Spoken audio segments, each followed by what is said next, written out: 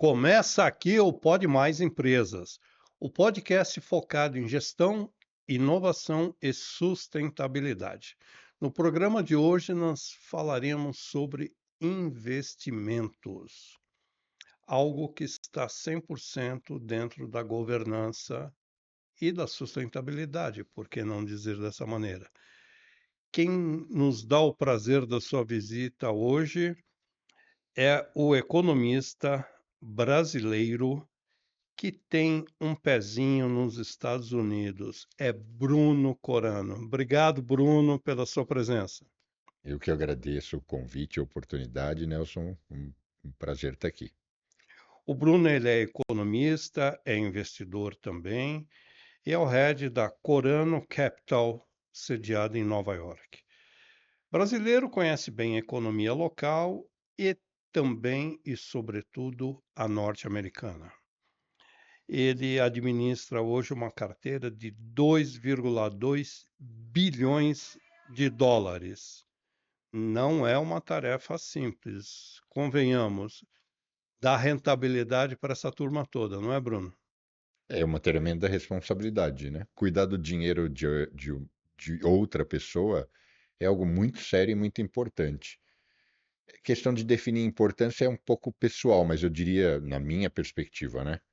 Depois de saúde e família, ou família e saúde, talvez dinheiro, o dinheiro que as pessoas tanto trabalham para conquistar, porque não é o dinheiro em si, mas é o que ele simboliza, né? Que é segurança, acesso ao conforto, à saúde, à educação, estabilidade.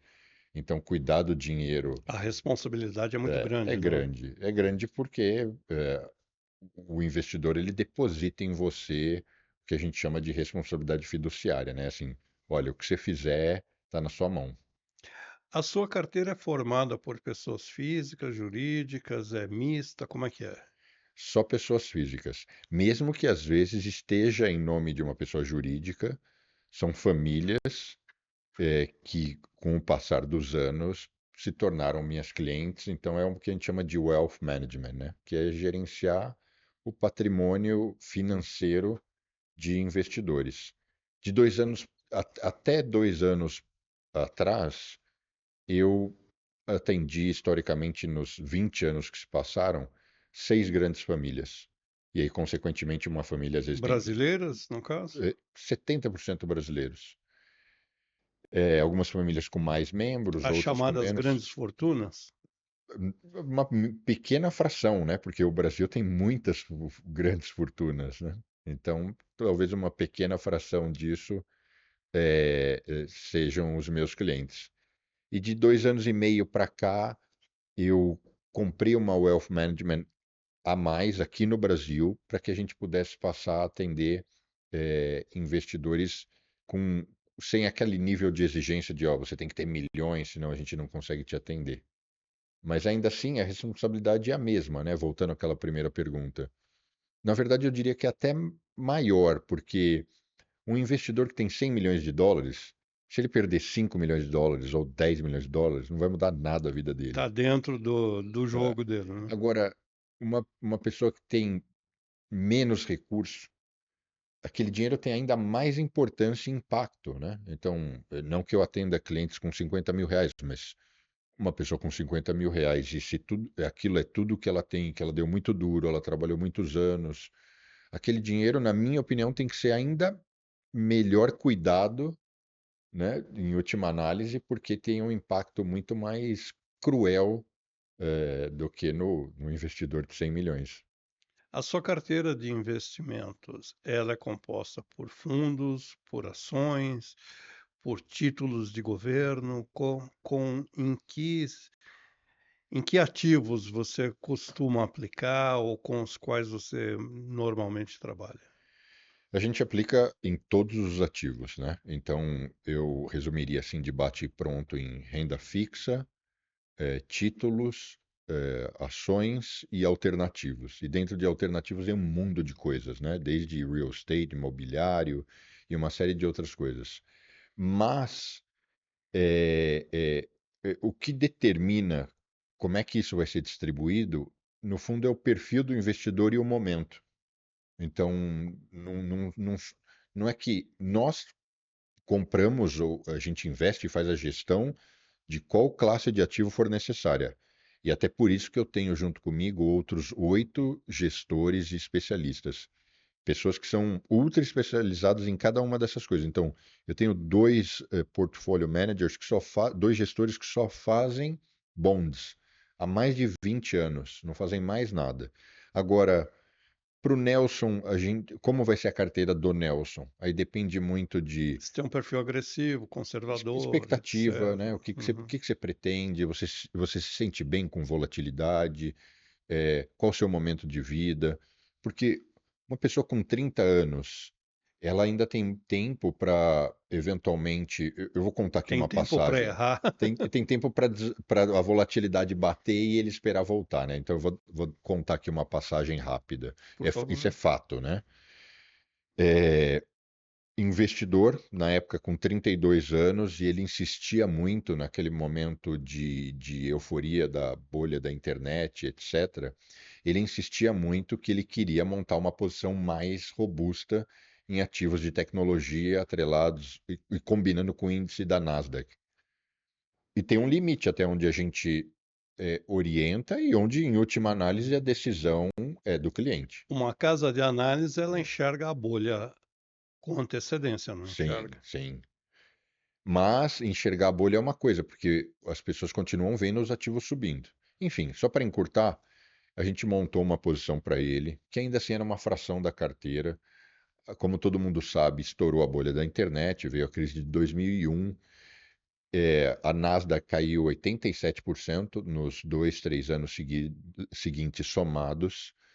É, Ainda bem que ele seguiu a nossa orientação de não liquidar, né? O que que é não liquidar? Não vender tudo, porque senão ele teria ficado com a perda de 87%, mas ele levou 13 anos para recuperar o valor nominal. 13 anos. Nominal, sem correção de inflação. Então, mas ele tinha 32 anos. E depois que recuperou, subiu mais um monte. Então, 20 anos depois, o ganho dele foi enorme.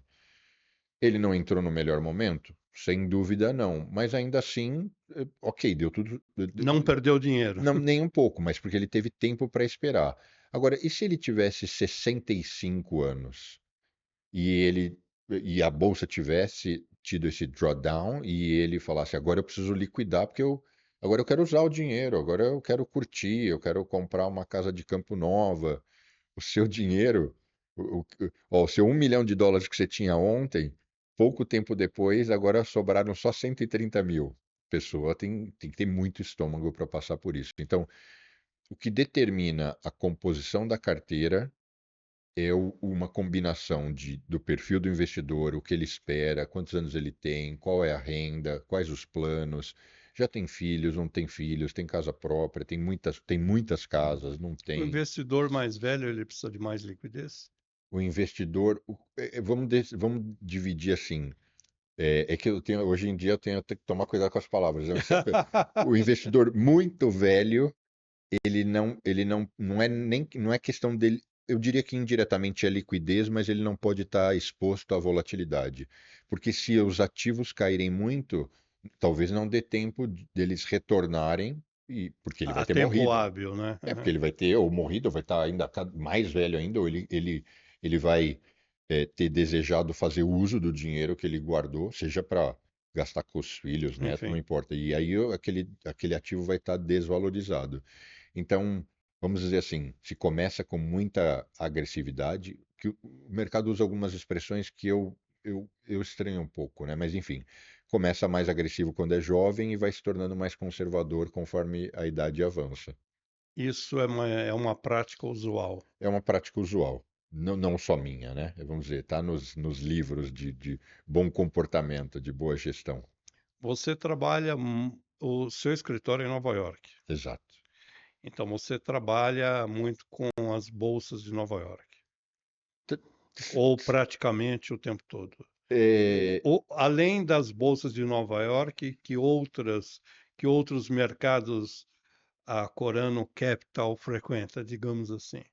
a gente concentra a imensa maior parte de tudo que a gente faz na jurisdição americana. Então, o que eu quero dizer? Quando a gente compra, mesmo quando a gente compra Petrobras, a gente compra em dólar através das bolsas americanas. Quando a gente compra. O BDR, no caso, seria. É, quando a gente compra. Você prefere comprar lá do que vir até a B3, por exemplo? Por causa da moeda. Porque uma das teses que a gente defende é que você pode até querer um ativo brasileiro, mas que você não compre ele em real. Simplesmente pela fragilidade da moeda, pela E tem um custo instabilidade. maior também, ou não? Não, não. Hoje não mais. Hoje não mais. É claro, se você for comprar US$ 5, tem um peso maior, mas se a gente fala de investimentos um pouco maiores, não tem relevância. Mas então você perguntou se a gente compra outras coisas. Então a gente costuma concentrar tudo na jurisdição americana. E porque 60% do mercado mundial de investimento são os Estados Unidos sozinhos. Então a gente Logo é olha. mais fácil estar na meca É, do capitalismo do que fora dela. e, Se é para ganhar dinheiro, que seja lá. e A teoria é essa. você consegue ganhar dinheiro onde você tem conhecimento e domínio. Ah, você acha a bolsa grega positiva, Singapura? Muitas vezes a gente enxerga que oportunidade, mas e quem que domina aquilo? É igual se a gente terminar o podcast aqui e você fala, Bruno, vamos construir casa ali no Tatuapé, ou na Zona Leste ou Norte. Fala, eu não entendo do mercado. Acho que o que determina você fazer bons negócios é você ter conhecimento. Então a gente E ali existem você domina. e Até não sou eu porque, sozinho, né, na até porque verdade. você tem um curso de formação profissional nos Estados Unidos, não é isso? Você não fez. Não, ainda não. Não, você diz, o meu estudo? Sim, Eu você estudei cursou a economia. universidade. Eu estudei economia lá e sempre sou um maníaco do estudo e dos cursos, um atrás do outro, porque eu gosto muito. Mas ainda assim, quando a gente fala de equities, eu tenho 3 gestores que são especializados em 3 diferentes tipos de estratégia de equities, né, de ações, e eles só fazem isso o dia inteiro. Então, mesmo eu estou abaixo deles em conhecimento específico desse tipo de ativo, porque eles ficam fazendo só aquilo o dia inteiro e eu não. Então é como falar, eu sou médico. Aí você fala, puxa, meu irmão quebrou o braço, você pode olhar o raio-x dele e avaliar se precisa de placa, pino. Eu não sou ortopedista e muito menos especializado em fratura de braço. Então, hoje em dia as coisas têm um nível de especificidade muito grande, né? Então, é diferente daquele ortopedista que só faz cirurgia de braço ultra especializado, ele faz aquilo o dia inteiro. Então, ele vai bater o olho e já falar, não, aqui eu acho que eu recomendo tal solução. Então, eu me cerco de 8 grandes gestores especialistas. que no fundo auxiliam a gente atingir os resultados que a gente atinge. E aí, o que vai definir a composição da cesta, né, que foi uma pergunta sua Sim. passada, é o perfil e entendimento, os objetivos, momento de mercado, porque a gente tem vários clientes no Brasil em reais. O Brasil está num momento de se aventurar em certas classes de produto, com o CDI chegando a 15%, é mais fácil sentar no dinheiro e ficar esperando, não fazer nada e aguardar o melhor momento para algumas movimentações. Então, tem também correlação com o momento, né? Você que é economista falando em Brasil e que conhece a economia brasileira, qual é a sua expectativa para a inflação? Ela está numa curva ascendente, a inflação no Brasil? Ela está numa curva ascendente, mas isso são os dados que mostram, né? Ela está sendo pressionada. Eu torço para que o governo, a política monetária e fiscal combinadas consigam controlar isso, mas o que a gente vê hoje é que não existe esse alinhamento. Então, a política monetária está fazendo o esforço necessário para contemporizar, conter a má política fiscal, e isso, consequentemente, está pressionando a inflação, Em que termos de bolsa, é ruim isso, né? bolsa péssimo, para as pessoas o dinheiro gira, menor giro de recursos menor consumo, então é ruim para a geração de emprego, para as pessoas, para a vida de todo mundo. Todo mundo só perde, ninguém ganha com isso. Se é que tem alguém que ganha, que ainda assim eu acho que é relativo, outro dia eu até fui consultado por um jornalista sobre isso, é quem ganha é quem perde. O investidor ganha, ele ganha aquele cara que tem 500 mil reais, 1 milhão, 5 milhões, 50 milhões. Ele está lá no CDI, o juros subindo, ele está ganhando. Mas a vida dele se resume àquilo. Geralmente, a pessoa que tem tanto dinheiro é porque ela tem um negócio. E o negócio dela certamente não ganha com um juro, uma taxa de juros tão alta, com esse sistema econômico tão travado, né? Então, você ganha de um lado, perde de outro. E é um momento de investir nos Estados Unidos? Se eu morasse ainda no Brasil e se eu tivesse meu dinheiro em reais, eu tiraria. Quando eu falo tudo, eu deixaria 50 mil reais. Na verdade, é isso que eu costumo falar para as pessoas. Se você tem mais de 50 mil reais, dos 51 mil para frente, dolariza tudo. Porque não, por que deixar em reais? Você investiria todo o seu dinheiro na Bolívia? Geralmente, quando eu pergunto isso para alguém, a pessoa fala: Não, de jeito nenhum. Pois Eu é, falo: não, né? Então, por que você vai investir no Brasil? Não, mas porque eu sou brasileiro. Então, é uma inclinação, um viés, porque você é daqui. Mas, se não, por que que o Brasil Daí é, você vai falar, você tem que investir com a cabeça, não com o coração. sem dúvida, moeda mais forte, maior, muito, diversificação muito maior de produtos, histórico de performance incomparável. Então, por que deixar o dinheiro em reais? Ah, mas está pagando 15% os juros, mas a moeda desvaloriza fortemente. Só 2024 bateu 27% de desvalorização. Tudo bem que recuperou agora um pouco, mas está em 20%. Então, olha só, eu tenho clientes, os clientes que menos performaram 2024.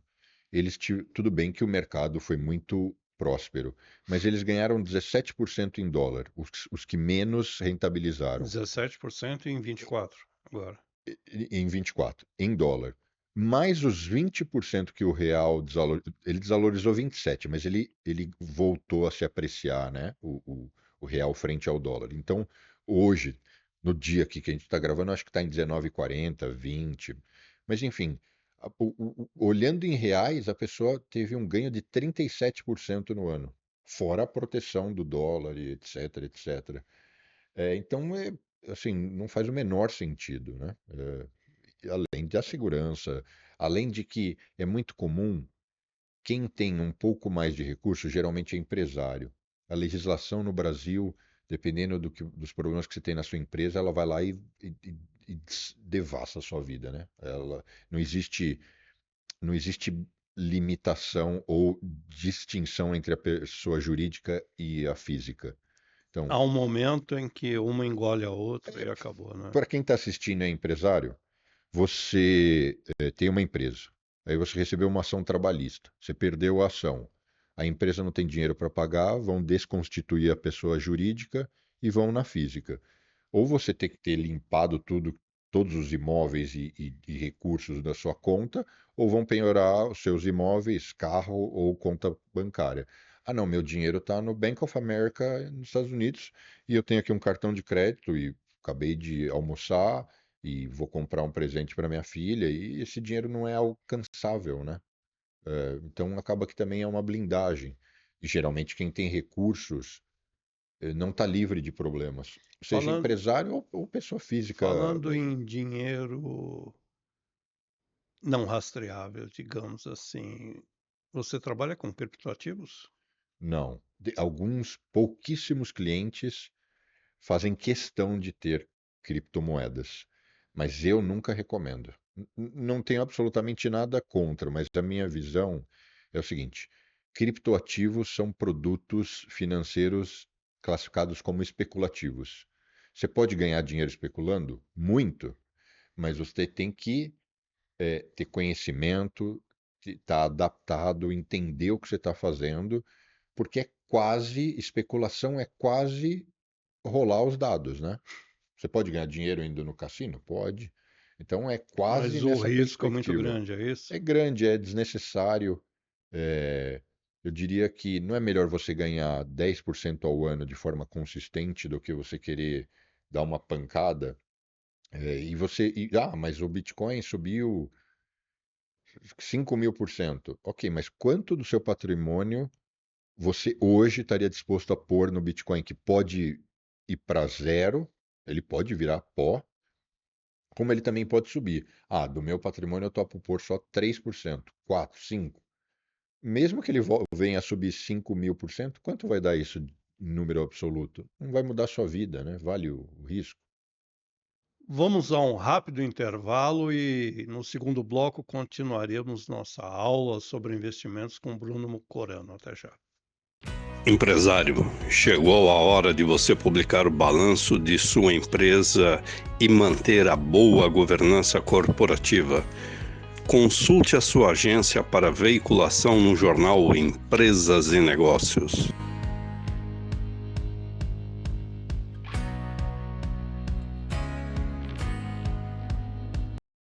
E voltamos ao segundo bloco da entrevista de hoje com Bruno Corano, que está falando sobre investimentos e as vantagens de se investir no mercado como o dos Estados Unidos, por exemplo. Bruno, você já falou e demonstrou que nos Estados Unidos é muito mais interessante para o investidor. Quantos por cento dos seus investidores hoje são brasileiros e quantos são norte-americanos? Mais de 70% são brasileiros e a menor parte são americanos. E ainda os que são americanos são colegas de trabalho que, que ou já atuaram comigo ou ainda atuam. Então, em outras palavras, quando eu falo colegas de trabalho, para não ficar uma coisa assim confusa, eu sou médico de médicos. É como se eu sou cardiologista e eu atendo meu colega dermatologista, eu cuido do coração dele. Então, basicamente, os meus clientes americanos são do mercado. São colegas e que confiam na Corano Capital com toda certeza, né? Porque eles precisam, você fala, mas se eles são de mercado, então eles sabem tudo. Sim, um deles é um excepcional gestor de dívida pública, de renda fixa. E ele ganhou muito dinheiro dessa forma, mas ele não tem tempo de se dedicar e cuidar do próprio recurso, distribuindo e diversificando em ações, bonds e tantas outras coisas. Então acaba que ele precisa justamente de um time complementar. E o brasileiro, qual é o perfil do cliente brasileiro? Ele é daquelas famílias das grandes fortunas que a gente falou, ele é profissional liberal, ele é investidor profissional. Como é que você definiria a média dos seus 70% aí? Até 2 anos e meio atrás, eu tinha muita dificuldade em atender clientes brasileiros que tivessem menos de 50 milhões de reais. De 2 anos para cá, como eu fiz a aquisição de uma outra wealth management aqui, a gente agora tem uma estrutura complementar, mas que segue o mesmo modelo racional, metodologia, fundamentos e etc. Hoje a gente consegue atender investidores com 1 milhão de reais, 2 milhões de reais, mas com o mesmo conhecimento e excelência que a gente cuida do dinheiro de alguém de 100 milhões. Só isso daria um podcast de 4 horas, né? Mas a gente tem diferenciais assim muito claros. A gente não trabalha, a gente nem aceita, tá? Trabalhar baseado em comissionamento. A gente só trabalha com FII fixo para eliminar conflito de interesse. Tem uma série de questões aí que vão além do quanto de dinheiro o cliente tem. Então a gente tem recebido semanalmente novos clientes, às vezes com 1 milhão, 5, 10, 20. Tudo na pessoa física, né? Às vezes o dinheiro da pessoa está numa pessoa jurídica, mas é a pessoa, o cliente é a pessoa, não é uma. Porque quando eu tenho, o que eu quero evitar que tenha uma interpretação errada é que a gente não faz a gestão de recursos de empresas. Ah, a Você faz Microsoft gestão me pessoa física. procurou, são pessoas físicas que muitas vezes são empresários, ou até por uma questão fiscal, eles têm os recursos dentro de uma offshore ou de alguma pessoa jurídica. Pergunta do leigo: você, todo o investimento, você faz um hedge ou ele vai 100% no risco? Todo investimento tem um hedge, mas vamos só interpretar isso, porque hedge não significa que a gente entra num hedge fund ou num mutual fund, mas toda diversificação de carteira, ela tem que ser, ela tem que estar preparada e sólida para os intempéries, a instabilidade do mercado, né? Então sempre tem que ter um hedge, assim, seria uma Não loucura não tem como fazer. não ter, né? É uma loucura. O mercado asiático, com o crescimento exponencial que ele tem, e volta e meia ele dá uns picos de crescimento, né? Não te atrai em prospectar melhor, em levar uma parte dos recursos para lá, ou você prefere a segurança e a tradição do mercado americano? Faz 5 anos que a gente vem estudando o mercado asiático, entrevistando profissionais, tentando encontrar especialistas que possam entrar para o time e que nos deem segurança para que a gente possa montar posições nesses mercados. E a gente ainda não se sentiu seguro. Ah, mas não tem casas de análises e tantos outros que vendem esse tipo de informação? Não com o nível de consistência, e fundamento e segurança que a gente entende. E aí a gente volta para a primeira pergunta do nosso bate-papo, que é a responsabilidade. Que faça com que a gente se sinta confortável em razão da nossa responsabilidade em dizer, olha, vamos, Nelson, você tem com a gente 100x, 100 milhões, vamos montar uma posição, vamos comprar esses ativos, vamos para Singapura. A gente precisa ter muita consistência nesse movimento, né? Então, Pequim, Xangai ainda são coisas desconhecidas para vocês? é que você falou Ásia, né? Então, quando Ásia, eu olho tudo menos China, né? Porque a China é um É outro, um mundo à é parte. um outro bicho, né? Uma outra espécie. Então, aí definitivamente a gente nem para observar profundamente China, em razão, Singapura é mais ocidentalizado? sim, eu acho que todo o resto ali tirando o Japão, né? Ele é mais ocidentalizado, né? E tem vários países em crescimento muito expressivo, né? Vietnã, Tailândia, tem várias economias ali pujantes e que abrem oportunidades.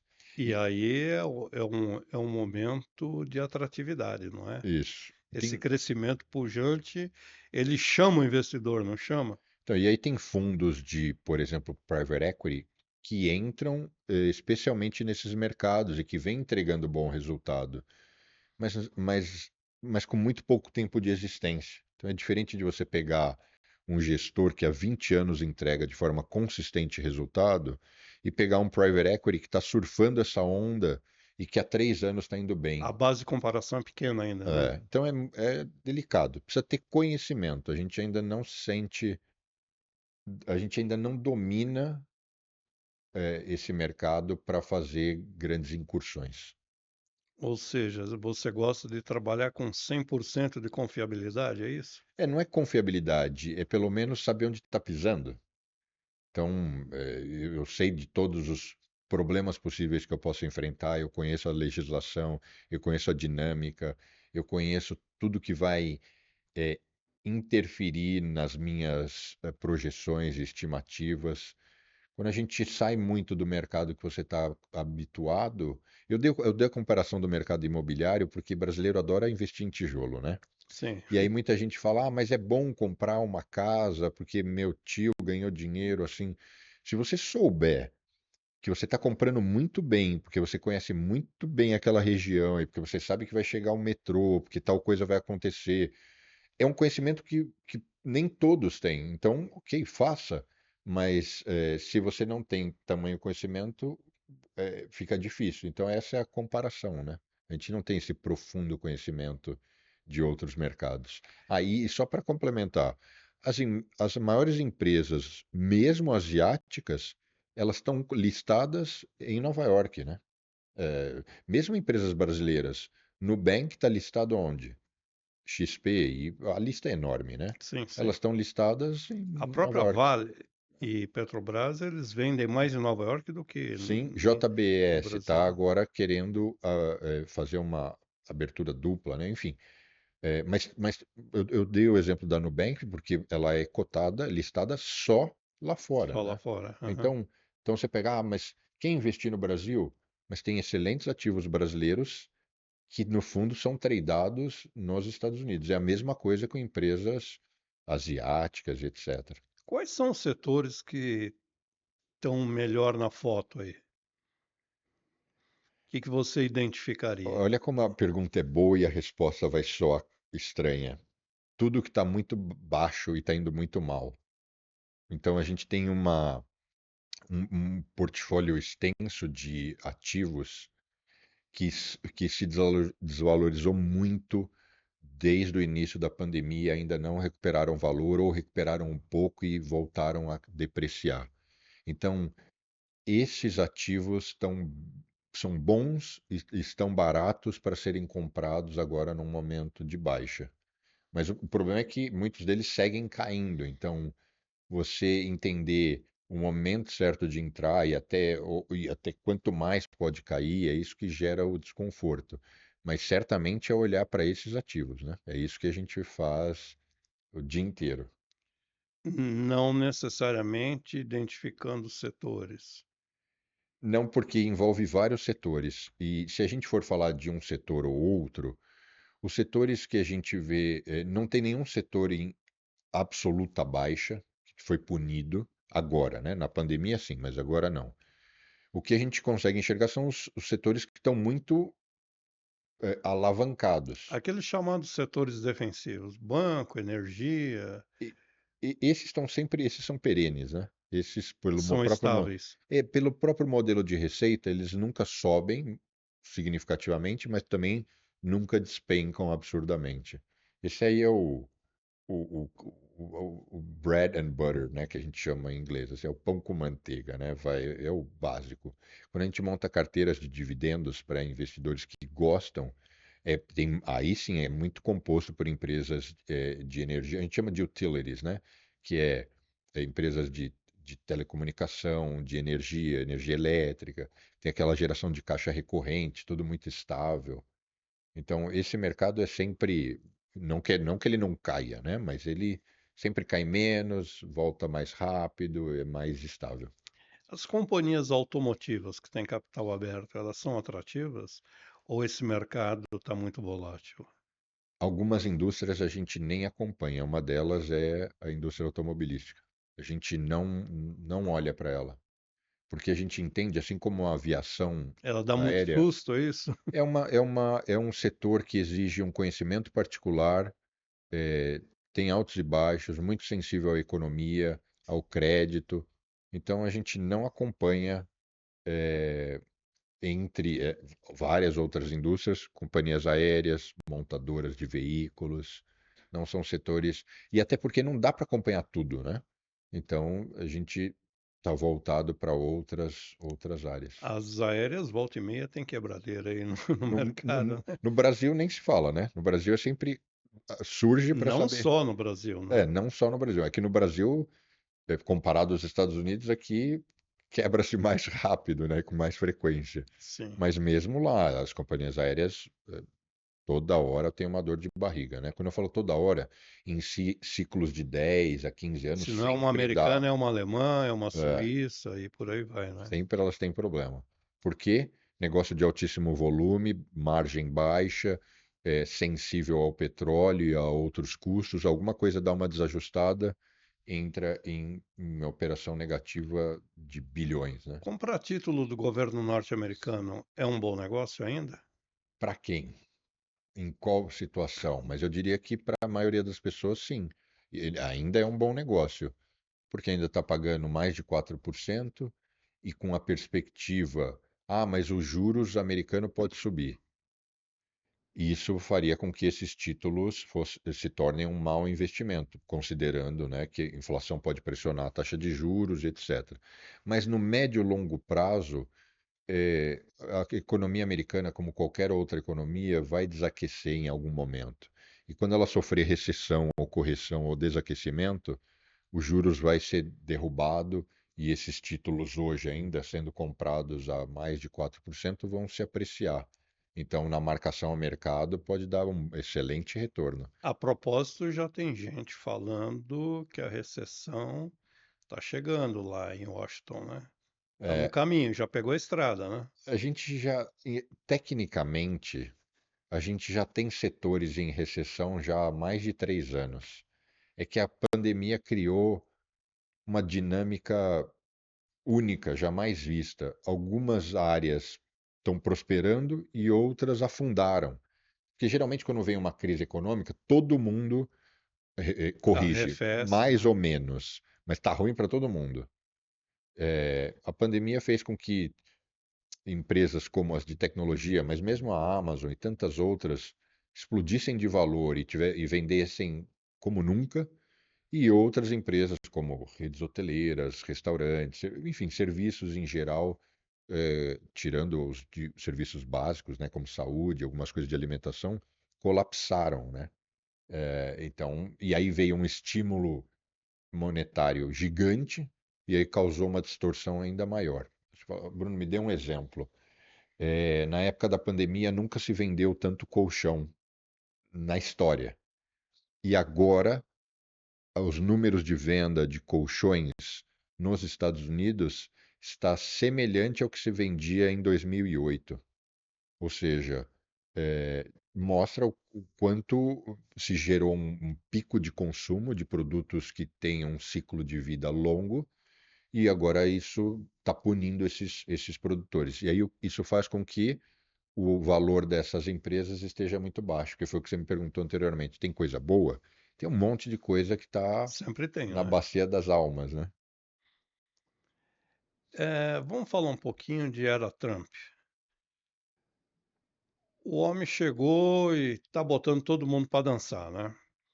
É uma coisa mais midiática ou isso vai influenciar decisivamente na economia mundial, fazendo, por exemplo, a inflação ter picos de subida em todos os mercados?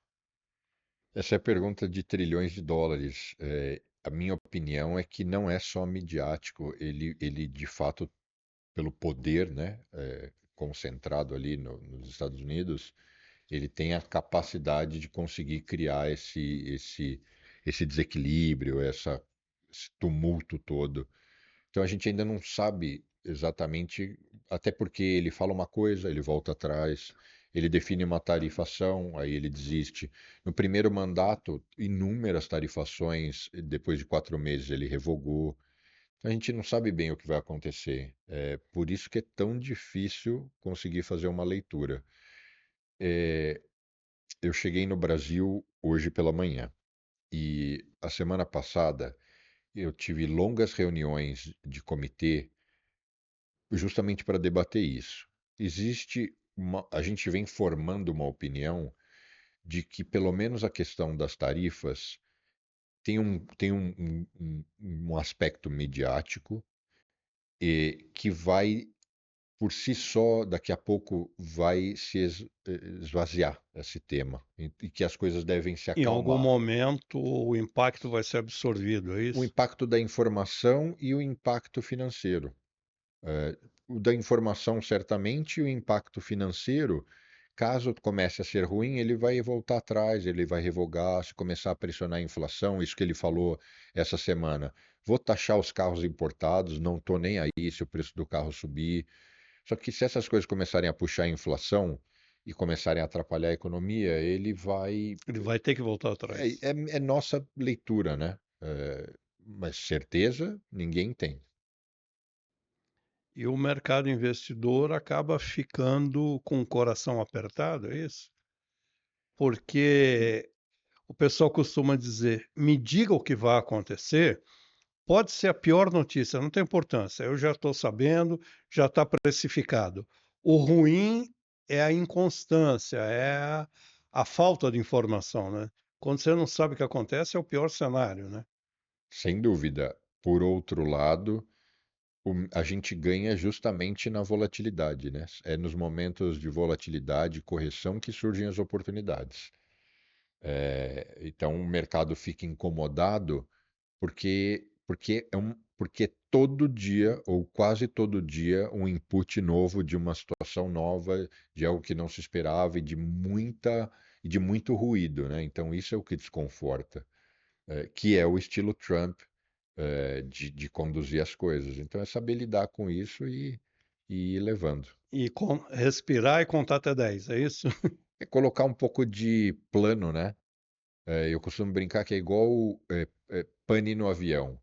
Ah, eu sou piloto. A gente, por incrível que pareça, a gente, os financistas, né, economistas, a gente estuda muito comportamento emocional.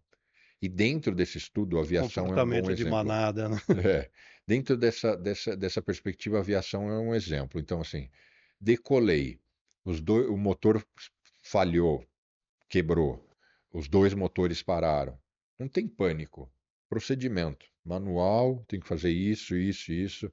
Então, finanças é igual, assim, a gente não tem, as reações, a gente não tem reações emocionais. É, é tudo de alguma forma tem que estar previsto, tem que estar planejado. O que faremos caso X, Y ou Z aconteça? Um mero palpite, você acha que vai dar certo o governo Trump?